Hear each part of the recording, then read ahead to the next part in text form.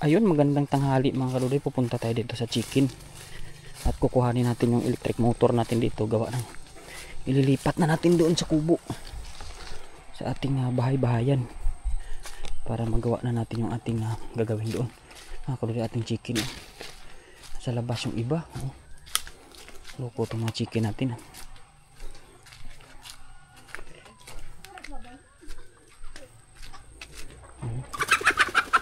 Gila. Lipad ng lipad man. Kala mo naman katayin. Dito napuntahan ka na ng maga ni Nanay Igor kasi nasakit yung paa niya. Kaya tayo muna magpakain, tapos kuhanin natin yung ating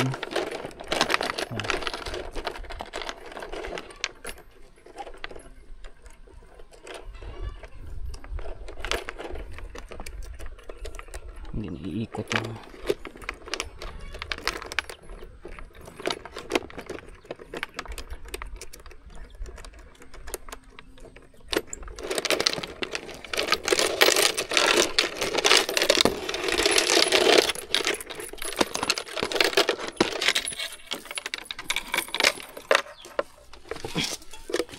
ating mga chicken. Sana sila ilan lang yung nagbingaw-dungaw siguro nakalabas ng iba dyan. Ayan, nakakulong yung iba. So yung iba wala na nangingitlog mga kaludoy. Ilagyan natin sila ng dito pala sila sa loob ilan lang pala yung nakaliban sa labas kasi bawal na sila mga kaludoy. Sa loob yan kasi pagalitan tayo ng may-ari ng palayan doon.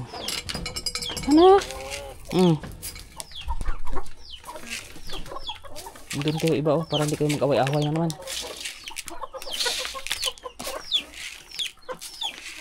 Damihan na natin para hindi kayo mag-away-away. Bukas kahit hindi kayo mabigyan, okay lang. Wala kayong tubig dito.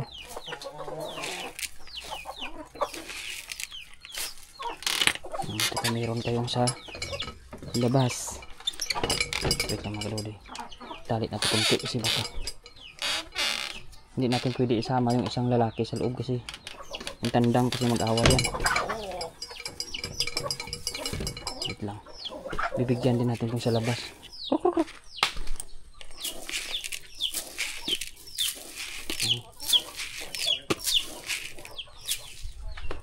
Bibigyan din natin.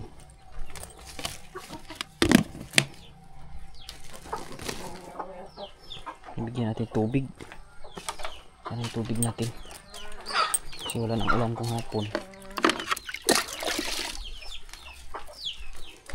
Ang dami na tubig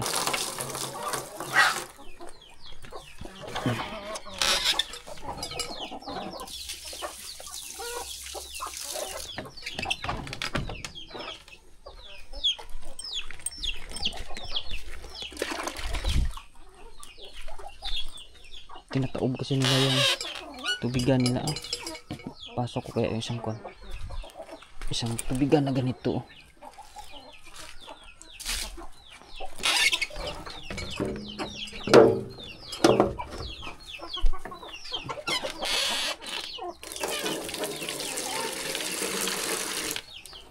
para sila may tubig.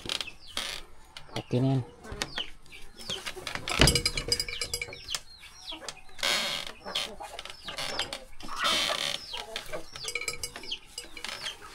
Okay na mga kaudoy, marami na sila pagkain dyan.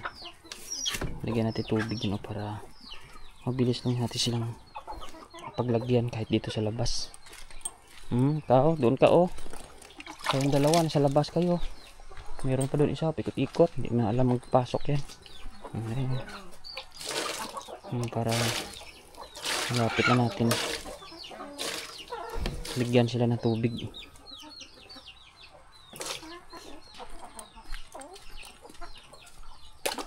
Mga kaludoy, mangga dito hindi na namunga na yan masyado.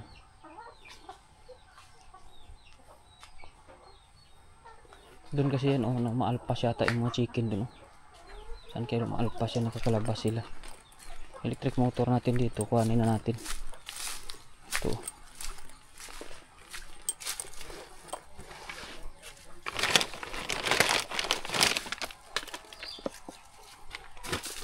Hindi na nakaano yung mga fuse nya.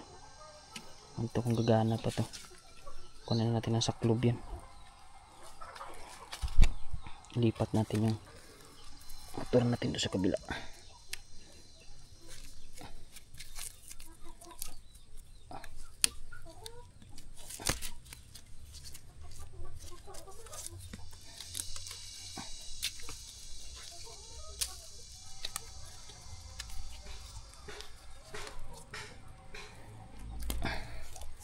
Magkaroon na tayo ng linya na tubig doon. Pirat-pirat naman mga kadudoy.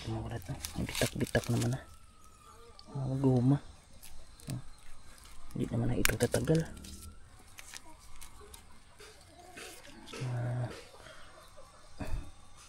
Ano na. Hindi na matibay. Gabok na. Kuhanap naman tayo ng panibagong mga ano ito.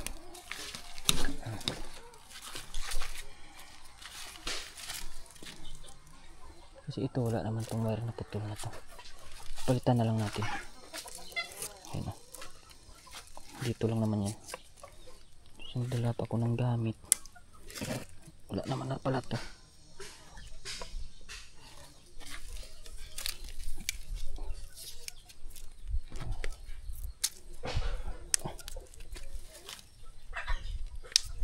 Sana ay gagana pa to.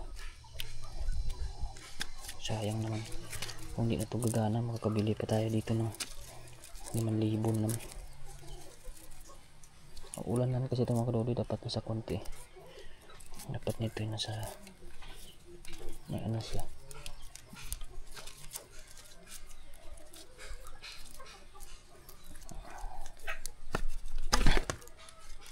Ayan. Tinan natin itong guma kasi wala tayong ano. Ito naman. Tanggalin natin pati ito. Gagalot pa natin ito. Ang kanyang switch.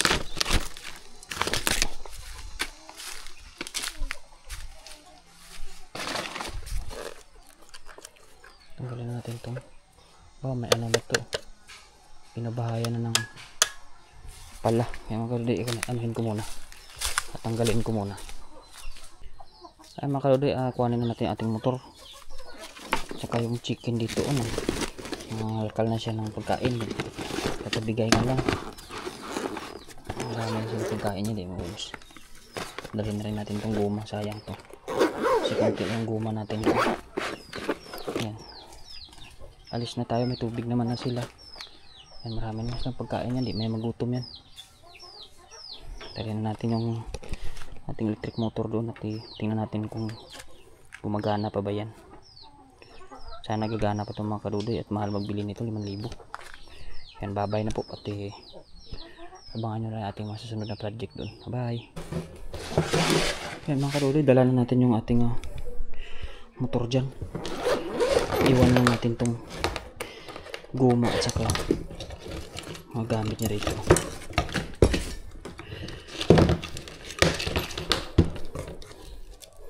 Yan, iwan natin yun. Sunod na araw, pag may makabili tayo uli ng kuryente natin na panglinya, kasi mga kadudoy, walang tayong panlinya eh. Ito pa lang yung nakabit natin panloob. Yan o. Tapos yung galing sa poste na duplex, simula dyan punta ron wala pa. At saka yung dito wala pa rin akong latag kasi kulang na yung nabili ko. So antayin na natin kung kailan tayo magka pira-pira mga kadudoy. Dagdagan natin ito, pero ito malapit na itong mabuo. Kunti lang yung kulang nito kasi itong electric motor dito ko to ilalagay sa kuwan. Tingnan ko yan dito lang yan. Yan. Tutungtong ko lang dito yan dito sa sulok para pag nagpaandar kunyari dito lang yung switch niyan. Dito lang yung switch natin mga kadudoy. So dito natin ilalagay sa sulok yun, lagyan natin tungtungan, hindi naman siya mababasa dito.